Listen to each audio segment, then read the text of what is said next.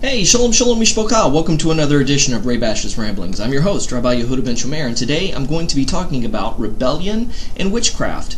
I'm sure that many of us know the well-known verse in 1 Samuel chapter 15, verse 23, where Samuel says to Saul, "For rebellion is as the sin of witchcraft, and stubbornness is as the iniquity of idolatry." Now, this is a very hard-hitting, very harsh verse, and it's that type of verse that when you read it, it makes you question yourself and it strikes fear into your heart. But what was Samuel really saying to Saul regarding this? What was this all about? Okay, first of all, let's put everything into context here. King Saul was instructed by God through his mouthpiece, Samuel, the prophet, to destroy the enemy utterly, everything. Men, women, children, kings, animals, everything, to utterly destroy it. But that's not what Saul did. Saul kept alive the enemy's king and also saved a lot of the best of the livestock, and his lame duck excuse was, "Oh, well, we're saving this to sacrifice unto Yahweh." But Samuel blew away his lame excuse and said, "Hath YHWH as great delight in burnt offerings and sacrifices as in obeying the voice of YHWH? Behold, to obey is better than sacrifice, and the hearkening to the fat of rams." Now, Saul himself being a king, I'm sure if he gave one of his subjects an instruction, a command to carry out, and they came back and said, "Well, I know you said this, but I did this anyway, because I really thought that this is what you meant. I thought my idea was better." Do you think Saul would have, patted his servant on the back and say, "Oh, well, thank you for interpreting what I told you. It's a better idea than what I had. Oh, I'm glad you can think for yourself." No, Saul probably would have punished him or even killed him. So how much more so? Regarding God, did Saul expect God to say, "Oh, well, your heart was in the right place, so that's okay"? No. Through Samuel, he said, "You didn't carry out my instructions. You did not obey me to the letter, and therefore I'm taking the kingdom out of your hands. I'm going to dethrone you." This wasn't Saul's first infraction. First he sacrificed without Samuel. Samuel said, "Okay, just hold your loincloth, I'll be there in a bit, and when I arrive, we'll go ahead and sacrifice, but wait for me." Because Samuel was not only a prophet, he was a priest. He was the only one qualified to make sacrifices. And yet, Saul, because of fear of the people, he's like, "Well, Samuel's late, where is he? Well, I'm going to start this sacrifice without him." And he ended up sacrificing the animals instead of Samuel. And as soon as Samuel came along, he said, "What the heck? What are you doing?" So this is what prompted Samuel to say, "For rebellion is as the sin of witchcraft, and stubbornness as iniquity and idolatry." Okay, first of all, we got to define what rebellion is according to the scriptures. Now, in the scriptures, meri is the word for rebellion, which takes its roots in the Hebrew word mara, which means bitter. So basically, the root of all rebellion comes from a seed of bitterness that is festered in the heart of the people. So all rebellion is out of bitterness of something, and it's kind of up to us to kind of do the detective and psychoanalytical work to find out, why the bitterness. Where does this bitterness come from that is birthed and sprung into this rebellion? So, basically he said, your stubbornness, your bitterness is as the sin of witchcraft. So he was rebelling out of a seed of bitterness. Why was he bitter? He was probably bitter because he's thinking, who's this Samuel guy? Who does he think he is? He claims to be the prophet and mouthpiece of God, and he's trying to tell me how to run my kingdom. He's trying to tell me what to do. I'm the king. I've got the final say-so. Don't I have just as much valid connection with God as this Samuel does? Who is he? It's almost as if Saul is acting out of bitterness and resentment, as if Samuel was his parent and Saul had just become an adult and he's making decisions and choices on his own, and Samuel, being viewed as the parent, is not approving of his decisions, and therefore Saul thinks that, well, this Samuel is trying to run my life. That's kind of the impression that you get. It says that rebellion is as the sin of witchcraft. So witchcraft here in the Hebrew is kasim, and it means to divinate. It means to divine through intuition or through secret mystical knowledge. In essence, to be a diviner, it means you have a special connection with gods or deities.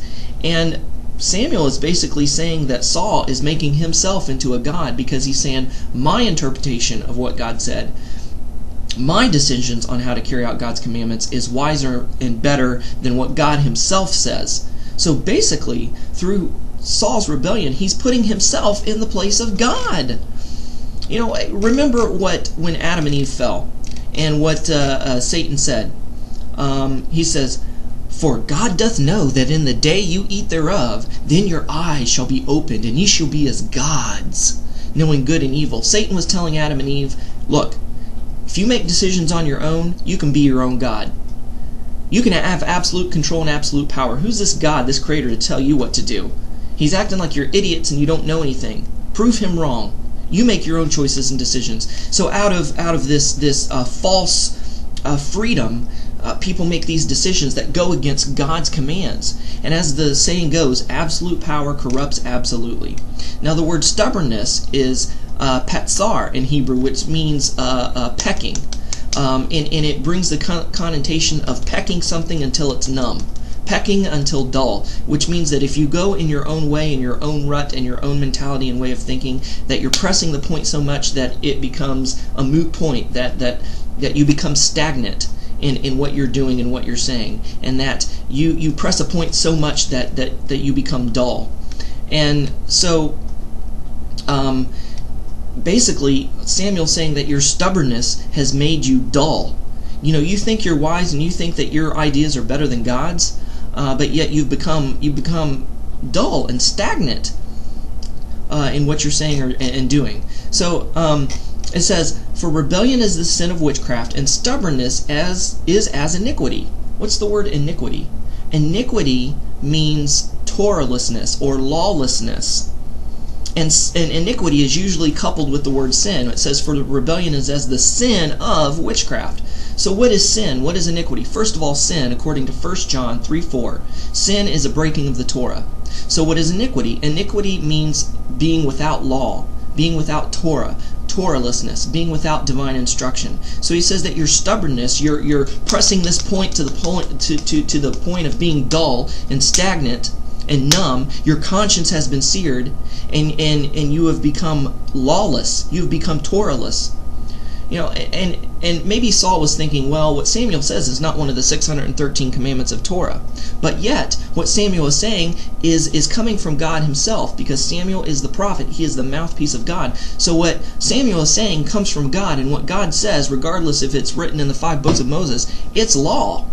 It's Torah. It's instructions. It's a divine command from a divine king of a divine kingdom that needs to be obeyed and carried out. So he says that your stubbornness is as Torahlessness and idolatry. Why idolatry? He's saying that your sin of rejecting what God said, or at best taking what God said and interpreting it in your own way, and carrying out your own commands, you're putting yourself in the place of God, and therefore you are worshiping yourself. You have become your own idol.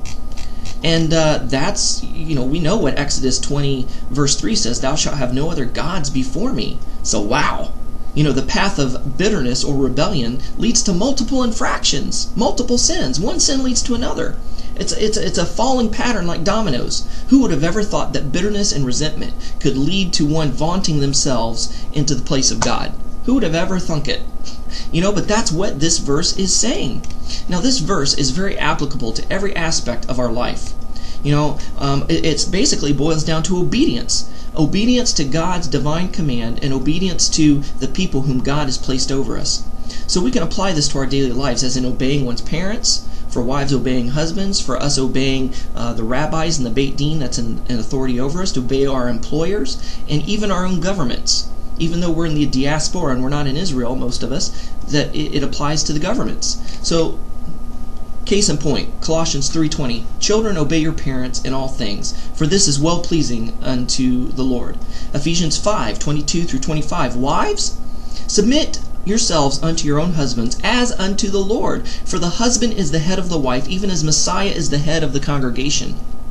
And he is the Savior of the body. Therefore, as the congregation is subject unto Messiah, so let the wives be to their own husbands in everything. And husbands, love your wives, even as Messiah loved the congregation and gave himself for it. Matthew 23, 1-3, talking about our obedience to the Torah authorities over us, says, Then spake Yeshua to the multitude and to his Talmudim, his disciples, saying, The scribes and the Pharisees sit in Moses' seat. And therefore, whatever they bid you, observe. That observe and do. But do ye not after their works, for they say and they do not. In other words, they're saying, do the halakha and the Torah commands and the verdicts that are passed down by the rabbis and sages of blessed memory and the Pharisees, peace be upon them, that we are to obey them and do what they say, but not do as they do. In other words, the halakha that they forge and make, we're to obey. But we're not to be as hypocrites as they do. Because it says, but do not ye after their works, for they say and they do not. So don't be hypocritical. Obey what they've said and what they've dictated. The halakha that they've come to through Torah, obey. But don't do it in the way that they do it. Don't be hypocritical about it. So this shows us that we're to obey the rabbis and the sages and the Beit Din and the Torah authorities in our own communities that are put over us. Also, Ephesians 6, 5-7 says, Servants, be obedient to them that are your masters, according to the flesh, with fear and trembling, in singleness of your heart, as unto Messiah, not with eye service or as men pleasers, but as servants of Messiah, doing the will of God from the heart, with good will doing service as to the Lord and not to men. This is talking about employer-employee relationships. Obey your boss at work. Do what your superiors at work tells you to do. Romans 13, 1-2, it says, Let every soul be subject unto the higher powers, for there is no power but of God, and the powers that be ordained of God. Whosoever therefore resisteth the power, resisteth the ordinance of God, and they that resist shall receive to themselves damnation. This is, Rav Shul is talking about government here.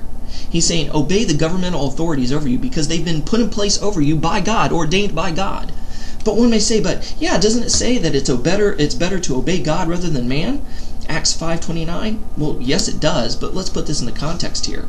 We are to obey the authorities that God has placed over us, unless they themselves tell us to do something that is against the 613 commandments of Torah. Then we have a right to rebel in righteousness. But so if and when we walk in obedience in all aspects of our lives, whether we be students or children, or whether we be wives, or whether we be congregants of a congregation, or whether we be citizens of a governmental society, that if and when we walk in obedience in all aspects of our lives, we will experience divine favor as Yeshua did. For it says in Luke chapter 2, verse 52, And Yeshua increased in wisdom and stature, and in favor with God and man. So if you're obeying the laws of the land, and you're obeying the rabbis and sages of blessed memory, and you're obeying your parents, and wives, you're obeying your husbands, you are by default obeying God, because God has placed these figures in authority and ordained these figures in authority over our lives. So when we obey them, we're by default obeying the Torah and obeying God himself.